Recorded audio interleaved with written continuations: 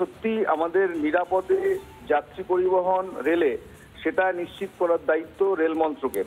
ফলে রেলের স্টেশনে মৃত্যু যদি হয়, রেল ইয়ার্ডে দুর্ঘটনা হয়, রেল লাইনের কোনো দুর্ঘটনা হয়, এন্টায়ার জিনিসের দায়িত্ব যেমন রেলের পড়ে, এক্ষেত্রে প্ল্যাটফর্মে পদপিষ্ট হয়ে যদি মরে তাহলে ক্রাউড ম্যানেজমেন্টের ফেলিওর তার দায় রেল কর্তৃপক্ষের ওপরই বর্তায়।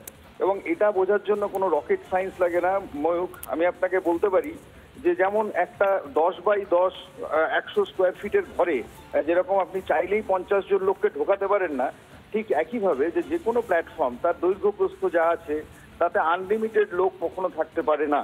ফলে সেক্ষেত্রে দাঁড়িয়ে যদি একই সময় অপরিসর প্ল্যাটফর্ম, আমি প্ল্যাটফর্মের ছবি দেখছিলাম, এই অপরিসর প্ল্যাটফর্মে যদি একই সাথে লেট রানিং দুটো ট্রেন এসে পড়ে তাহলে তখন যে পরিমাণ প্যাসেঞ্জারদের ওঠানামার ক্ষেত্রে তৎপরতা থাকে এবং দিকবিদিক জ্ঞান শূন্য হয়ে, এবং তার মধ্যেও যদি এরকম হয় যে তাদের কারো ডেস্টিনেশন হচ্ছে যে টুয়ার্ডস এলাহাবাদ বা প্রয়াগরাজ, তাহলে হচ্ছে যে সেই কি বলবো যে আমি বলবো সেই আর্জ মানুষের ট্রেনে উঠতেই হবে, ট্রেন ধরতেই হবে, এটা অনেক বেশি হয়। এবং এই পরিস্থিতিটা তো না বোঝার কোনো কারণ নেই।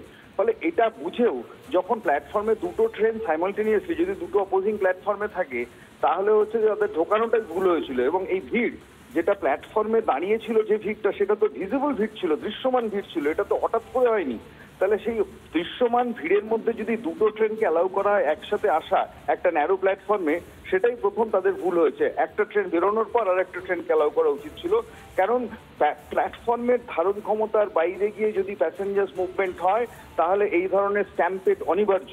এর আগে অতীতে আপনি কলকাতা শহরের উপকণ্ঠে সাঁতরাগাছিতে দেখেছেন, সেখানে প্ল্যাটফর্ম বদলের একটা অ্যানাউন্সমেন্ট হয়েছিল সাঁতরাগাছিতে।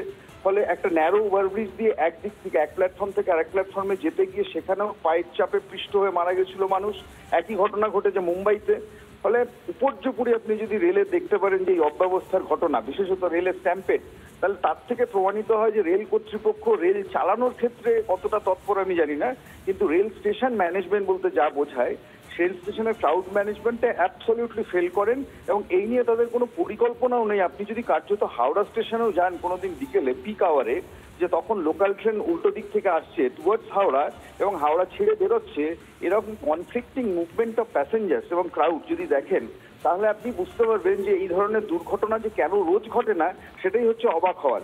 এবং এখানে আমি আপনাকে লাস্ট যে কথাটা বলবো, যে ধরুন প্রত্যেকটি ভিড়ের চরিত্র এক। যে ইডেন গার্ডেন্সে ক্রিকেট খেলার মাঠের ভিড়, কুম্ভ মেলার ভিড়, রেল স্টেশনের ভিড়, বই মেলার ভিড়, এই ভিড়গুলো চরিত্রগতভাবে আলাদা। এবং এই ভিড়গুলোর চরিত্র বুঝেই সেই ক্রাউড ম্যানেজমেন্টের পরিকল্পনা করতে হয়। এটা আমি জানি এবং রেল বোর্ডের কর্তারা জানেন না এরকম নয়। ফলে সেটা জেনেও তারা যখন করেন না এবং এত মানুষ মারা যান ফি বছর, এর থেকে প্রমাণিত হচ্ছে যে আবারও যে সাধারণ মানুষের সুরক্ষা, যাত্রী সুরক্ষা, যাত্রী নিরাপত্তার ক্ষেত্রে মোস্ট রিল্যাক্টেন্ট একটা অ্যাটিটিউড নিয়ে চলছেন ইন্ডিয়ান রেল। অনেক ধন্যবাদ এবং অনেকগুলো গুরুত্বপূর্ণ কথা বললেন। মানে এটা আমাদের নতুন ভারতে এই প্রশ্নগুলো আমাদেরই করতে হবে এবং সংবাদ মাধ্যম হিসেবেই আমরা এই প্রশ্নগুলো করতে থাকবো পার্থপ্রতিম বাবু।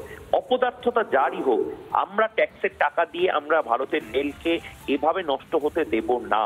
এবং যেভাবে 15 জন বেঘরে মারা গেলেন, এটা অত্যন্ত দুঃখজনক, বেদনাদায়ক। এবং আবারও বলছি, এই ধরনের ক্রাউড ম্যানেজমেন্ট, এই ধরনের একেবারে অপদার্থতা যাকে বলে, এই অপদার্থতাগুলো নিয়েই আমাদের চলতে হবে। এরকম মাথার দিব্যি কেউ দেয়নি। আমরা এটা নিয়ে প্রশ্ন করব, দরকার হলে লাগাতার ক্যাম্পেইন করব, কিন্তু এটা বন্ধ করাতে হবে।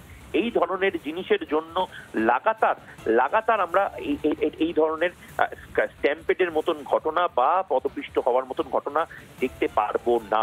সৃজিতা, একদম একেবারে, কেননা যে ধরনের ঘটনা ঘটেছে, 15টা মানুষ বেঘরে প্রাণ দিয়ে দিয়েছেন, কয়েকজন অসুস্থ, তাদের চিকিৎসা চলছে এবং রেল কর্তৃপক্ষের তরফ থেকে বলা হচ্ছে যে কয়েকজন অজ্ঞান হয়ে পড়েছেন। নানা ধরনের কন্টেন্ট দেখার জন্য লাইক করুন, শেয়ার করুন আমাদের ফেসবুক পেজ, সাবস্ক্রাইব করুন আমাদের ইউটিউব চ্যানেল।